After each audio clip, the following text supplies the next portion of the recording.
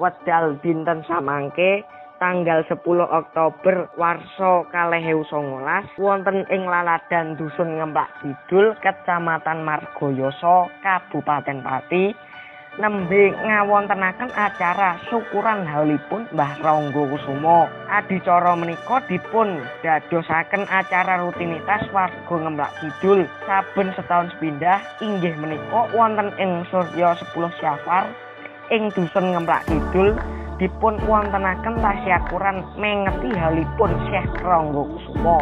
Adicara syukuranipun meriah sanget wonten karnaval ingkang datengke tim drum band saking Semarang sanesipun saha pentas wayang kulit, barongan, dangdut lan sanes-sanesipun. Swasana ing Dusun Ngemplak Kidul katon regen sanget ingkang sami rawuh boten namung warga Dusun Ngemplak Kidul piyambak nanging warga Jawi dusun ugi nderek regengake adicara haul Mbah Rangga Kusuma. Saestu boten nguciwani anggenipun masyarakat Ngemplak Kidul ngawontenaken dana rasa milahi karnaval ngantos gelar pentas seni sagung para warga Dusun Ngemplak Kidul katingal sayek saekapraya anggenipun sami wujud syukur wonten ngersa dalem Allah Subhanahu wa taala.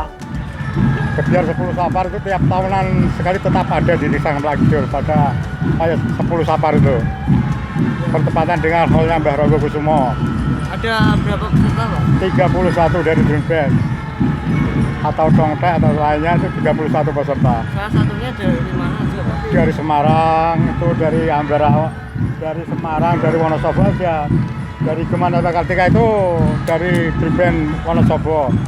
Inggih menika anggenipun ngawontenaken sedekah bumi eling dumateng ingkang murwakani dusun, hormat pepunden ingkang sampun paring bumi ingkang becik, bumi ingkang subur, sarwi murakapi para warga agung Dusun Ngemplak Kidul. Satuhu Syekh Rangga Kusuma minangka pitataning jalma ngagengke talak dratanipun mas ing asamun ridaning raga. Inggih menika ingkang sakmenika dados Dusun Ngemplak. Niku wau acara sedekah bumi Desa Ngemplak, Kecamatan Margayasa, Kabupaten Pati. Kalian memperingati acara Haul Mbah Rangga Kusuma. Sekian dari saya. Wassalamualaikum warahmatullahi wabarakatuh.